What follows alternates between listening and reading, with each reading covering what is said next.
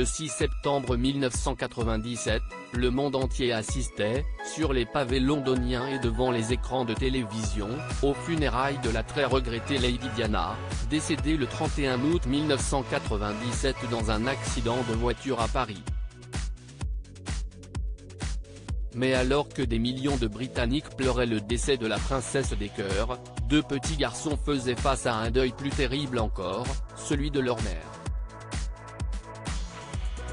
Alors âgés de 15 et 12 ans, les princes William et Harry ont marché derrière le cercueil de cette dernière jusqu'à l'abbaye de Westminster, accompagnés de leur père, le prince Charles, leur grand-père, le prince Philippe, et leur oncle, Charles Spencer.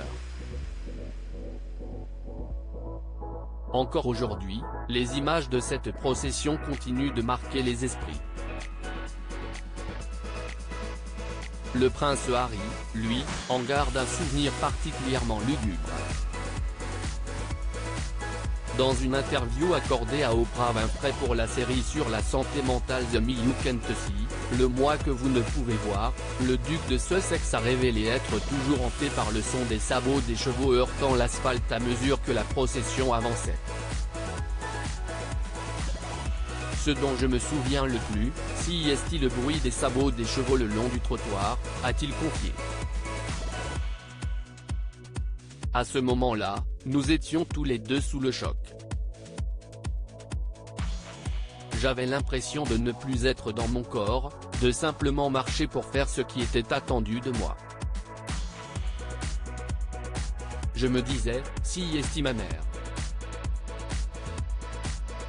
Vous ne l'avez jamais rencontré bouleversé par la perte de sa mère, le prince aujourd'hui âgé de 36 ans se souvient avoir beaucoup souffert en observant les effusions d'émotions autour de lui. Je ne montrais qu'un dixième de l'émotion que tout le monde exprimait. Je me disais, si ma mère.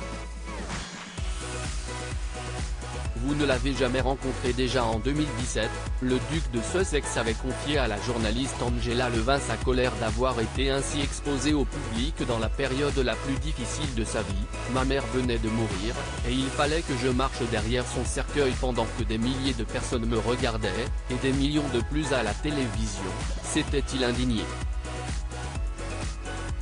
Je pense qu'aucun enfant ne devrait devoir faire ça, peu importe les circonstances. Je ne pense pas que ça pourrait arriver, aujourd'hui, avait-il conclu.